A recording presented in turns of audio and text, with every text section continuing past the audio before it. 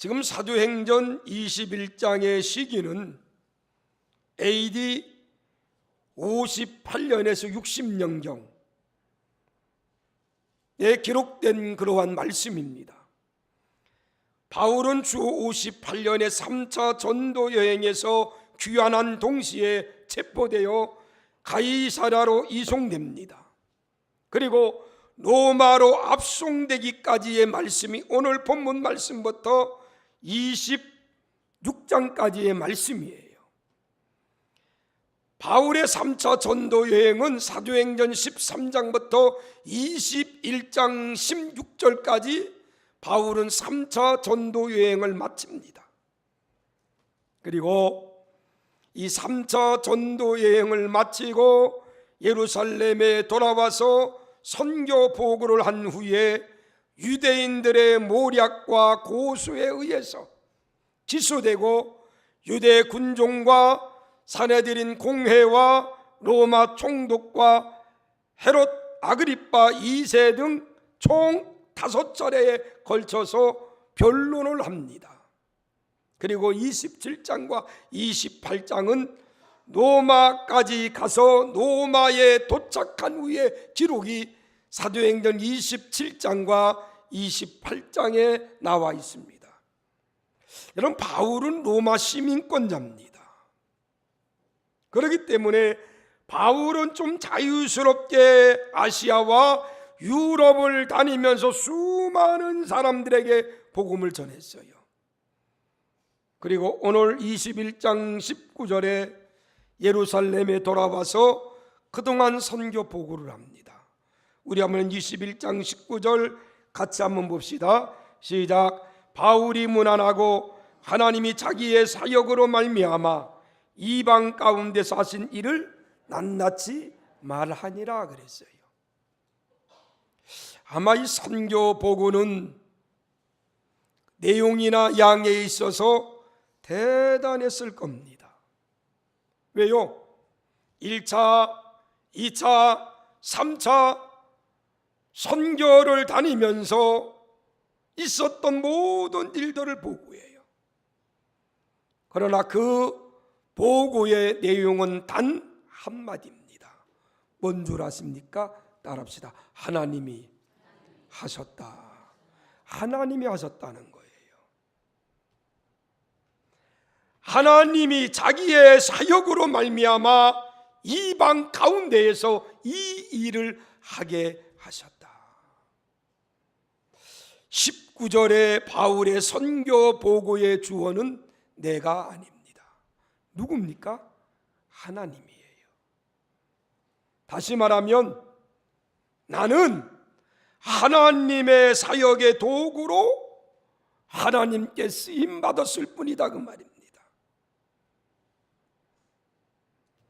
바울은 갖은 고초와 죽음의 위협을 견뎌내고 사람들 앞에서 자신의 정당성을 주장할 수 있는 저류의 기회입니다. 그리고 지금까지 당신의 희생과 노력을 언급하면서 내가 이렇게 일했다라고 말할 수도 있습니다. 그런데 바울은 하나님이 하셨다는 말로 모든 선교 보고를 마무리 짓습니다. 자신이 다니면서 교회를 세웠다고 말하지 않았습니다. 바울은 자신이 다니면서 수많은 이방인들에게 복음을 전했다고 말하지 않습니다. 바울은 자신이 다니면서 어떻게 복음을 전하며 교회를 세웠는가를 말하지 않고 이 모든 일은 하나님이 하셨다는 거예요. 이런 바울의 고백 얼마나 아름다운 고백입니까? 고린도전서 15장 10절에 바울은 그렇게 말합니다. 그러나 나의 나된 것은 하나님의 은혜로 된 것이니 내게 주신 그의 은혜가 헛되지 아니하며 내가 모든 사도보다 더 많이 수고하였으니 내가 아니요 오직 나와 함께 하신 따라합시다. 하나님의 은혜로다. 얼마나 아름다운 고백입니까? 나의 나된 것은 누구의 은혜라고요? 하나님의 은혜입니다. 여러분, 신앙생활할 때 중요한 것 중에 하나가, 신앙생활은 언제나 주어가 내가 되면 변질됩니다. 내가 봉사를 했고, 내가 오늘까지 고천교회를 지켰고, 내가 헌금해서 교회를 세웠고, 내가 전도했고, 내가 들어가면 신앙의 변질이 와요. 82년 동안 교회를 지키신 분도 하나님이시고, 이 교회를 지금까지 세워주신 분도 하나님이시고, 수많은 사람들, 우리 교회를 통해서 82년 동안 수천 년, 수만 명이 복음을 들고 나가실 겁니다. 그들이 어디 가서 어떤 일을 하든지 간에 그들을 쓰시는 분도 하나님이십니다. 오늘 바울은 내가 한 것이 아니다. 누가 한 것이라고요? 하나님이 한 것입니다. 그랬어요.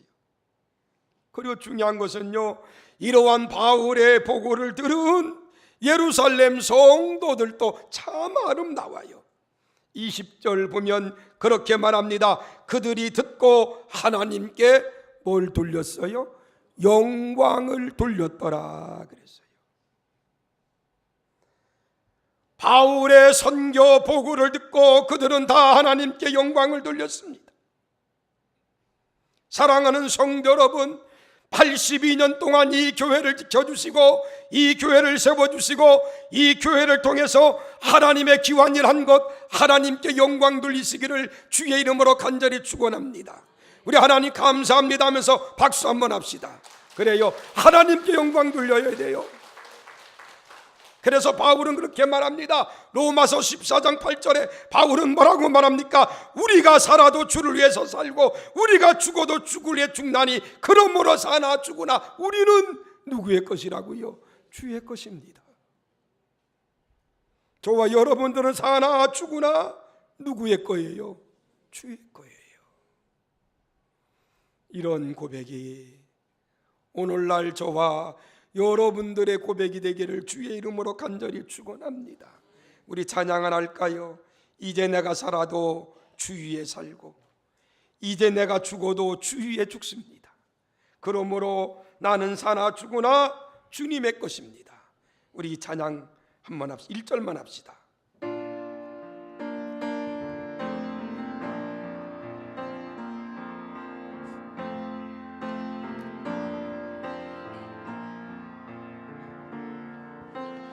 이제 내가 살아도 주 위에 살고 주의 아버지, 이제 내가 죽어도 주 위에 하늘 영광 바라보며 하늘 바라주 날로라 할렐루야 찬송하며 할렐루야 찬송 주께 갑니다. 주께 감 그러므로 나는 사나 죽으나 그러므로 나는 사나 죽으나 주님 것이요 사나 죽으나 사나 죽으나 사나 죽으나 날 위해 피 흘리신 날 위해 피 흘리신 내 주님의 그러므로 그러므로 나는 사나 죽으나 후련만 다시 합시다. 그러므로 나는 사나 죽으나 주님의 것이요 사나 죽으나 사나 죽으나매 날 위해 피 흘리신 내 주님의 것이요. 할렐루야. 이러한 삶을 산 백성들을 17절에 보니까 형제들이라 그랬어요. 여러분, 사도행전에 보면 예수 믿는 성도들을 세 가지 이름으로 불렀습니다. 하나는 그리스도인이라고 불렀어요. 이 이름은 안디옥 교회에서 가장 처음으로 불렸던 이름이 그리스도인이라는 이름입니다. 이 말은 확실한 예수쟁이다. 다시 말하면 그리스도에게 속한 사람이다, 그런 뜻이에요. 저와 여러분들은 그리스도인입니다. 비꼬는 말로 말한다면 예수쟁이입니다. 확실한 그리스도인이에요. 사도행전에 예수 믿는 사람을 그리스도인 그랬어요. 옆 사람에게 귀화는 예수쟁이입니다.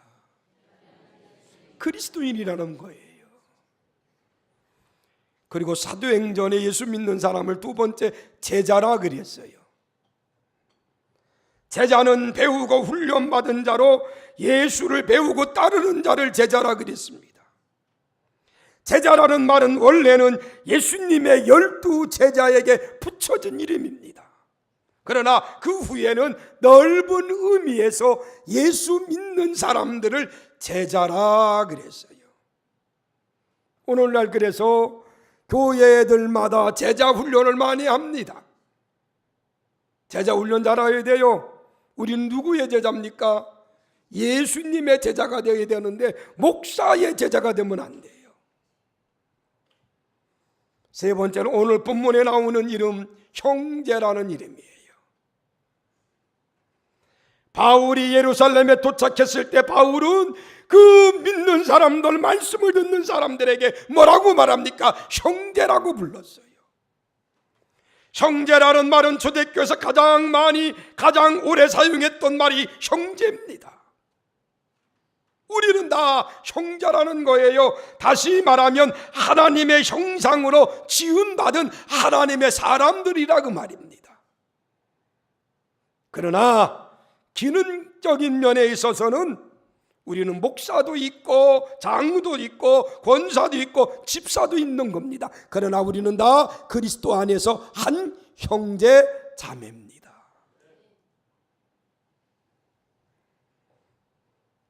이렇게 바울은 지금 복음을 듣는, 보고를 듣는 예루살렘 성도들을 향해서 형제다 그랬어요. 그런데요, 그 예루살렘 교회 안에 다 바울의 그 보고를 듣고 다 즐거워한 것은 아니에요. 당시의 예루살렘 교회 안에도 개종한 유대인들은 바울의 선교 보고를 들으면서 문제를 삼았던 사람들이 있었습니다.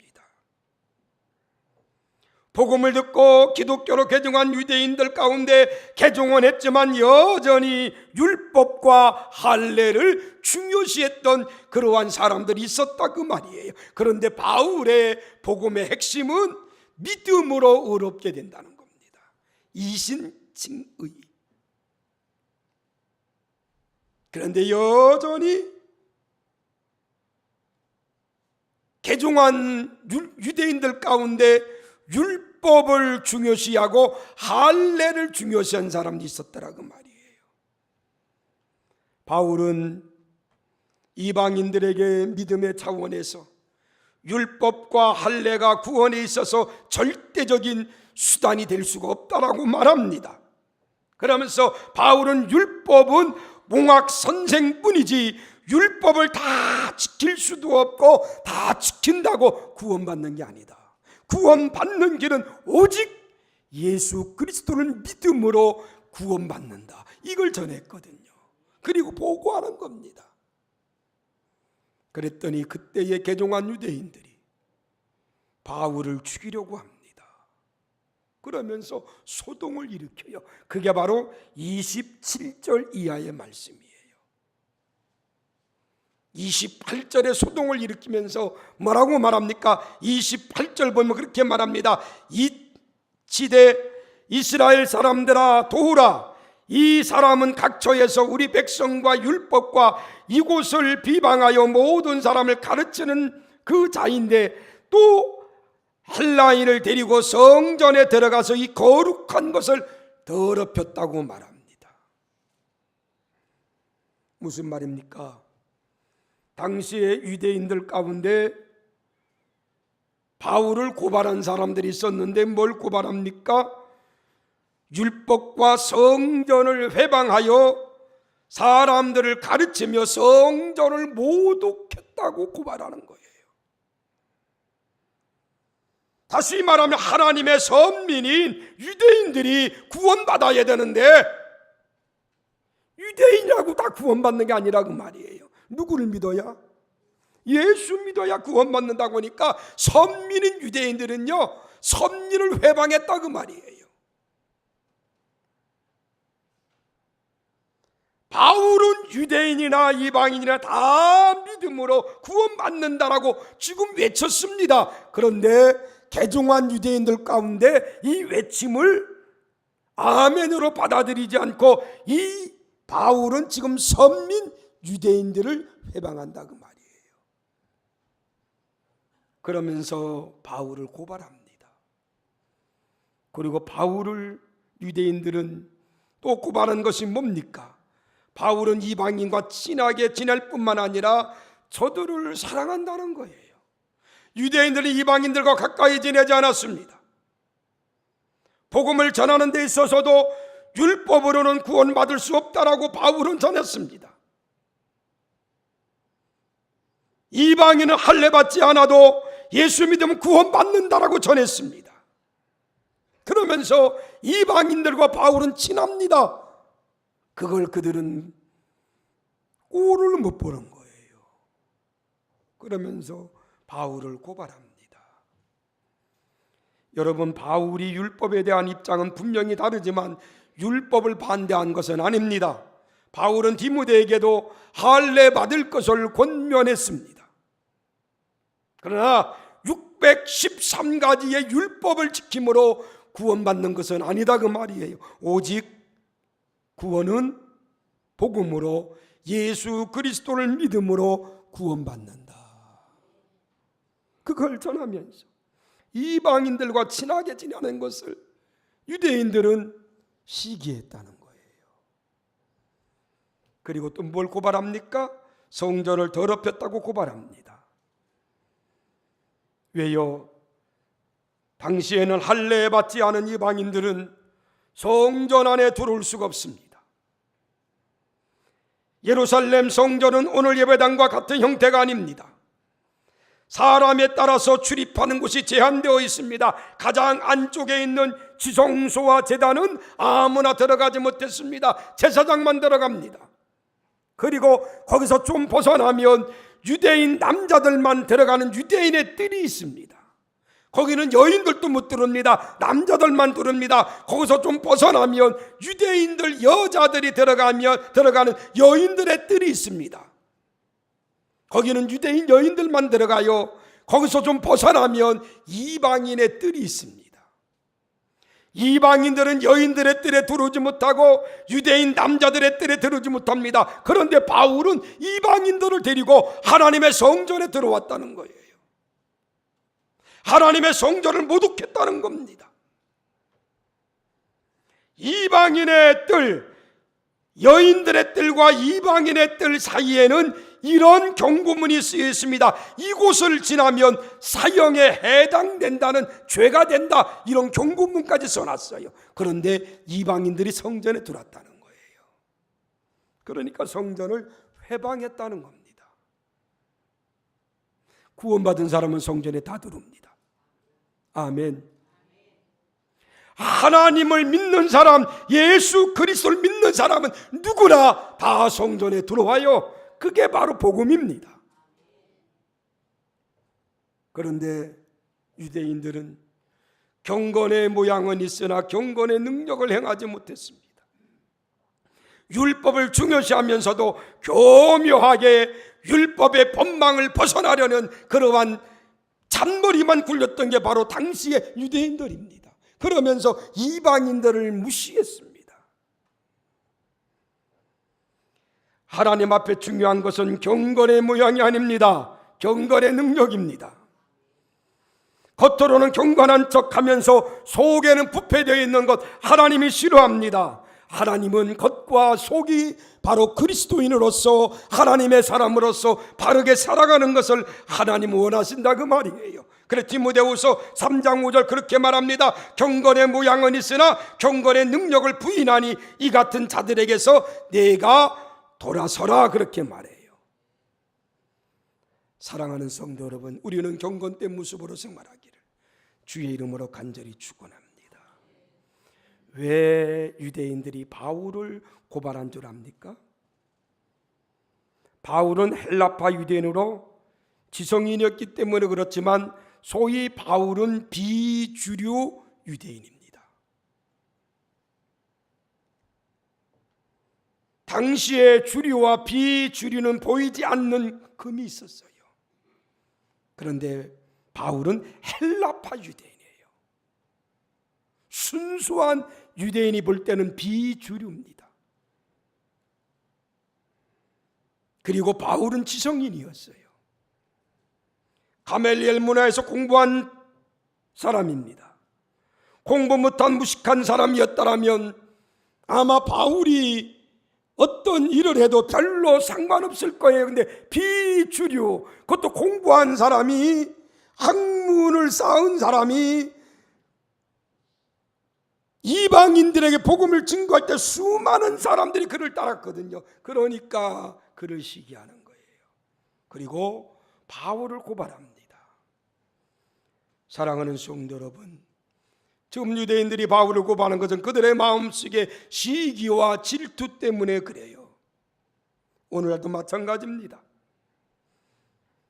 반유대적 행동과 반율법적 행동과 성전 더럽혔다라고, 그건 하나의 구실입니다. 그리고 그 뒤에는 시기와 질투로 바울을 고발합니다. 오늘날 우리도 시기 질투 때문에 신앙이 무너질 때가 많아요. 오늘날 우리들도 시기 질투 때문에 평안이 깨질 때가 있습니다. 우리는 시기와 질투를 버리고 오직 복음 안에서 한 형제가 됐음을 잊지 않고 믿음 생활하는 하나님의 귀한 백성들이 되기를 주의 이름으로 간절히 축원합니다. 바울의 그 헌신, 바울의 그 믿음, 바울의 그 수고 때문에 오늘날 저와 여러분들이 하나님을 믿게 되었다는 것을 잊지 말고 믿음 안에 살아가는 하나님의 귀한 백성들이 다 되기를 주의 이름으로 축원합니다.